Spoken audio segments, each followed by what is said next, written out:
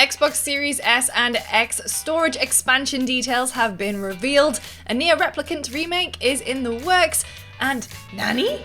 There's another Yakuza movie on the way. I'm Lucy, and these are the biggest gaming news stories for Thursday, September 24th.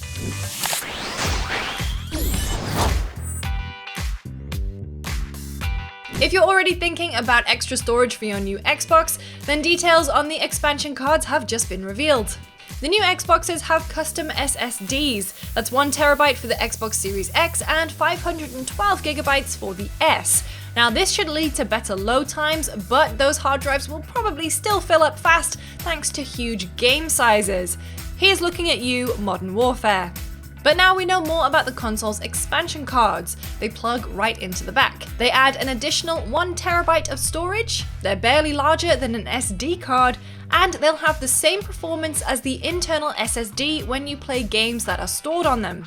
Price-wise, they're $220 a pop. That's only $80 less than the Series S itself. Now, USB 3 hard drives are also compatible with the Series X and S, but you can only play Xbox One and backwards compatible games off of those. That's a lot to take in, but we've got it all written up on site if you need a refresher. Now, for more on the Xbox Series X, we actually have a fully functioning model. That's right, it's not just a dummy one to see how big it is, it's a fully working Xbox Series X. Michael Hyam is currently running all kinds of tests on it, so keep your eyes peeled to GameSpot to find out more.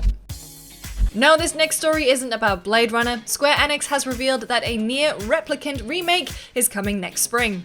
Nier Replicant version 1.22474487139 is coming to PS4, Xbox One, and PC via Steam on April 23rd, 2021. The gameplay is going to be similar to 2010's Replicant, but with new animation to match the flashier style of 2017's Nier Automata. The remake is being handled by Toy Logic, who previously contributed to Dragon Quest XI and The Evil Within. The Japanese release has pre-order bonuses like rubber stamps, and there's a White Room version that includes pins, paper scripts, and the soundtrack. Similar things are expected for the Western release too. The remake was announced as a part of Tokyo Game Show. Stay tuned to GameSpot for all the latest from the show, including more on the new Monster Hunter games that were just announced, as well as Resident Evil Village.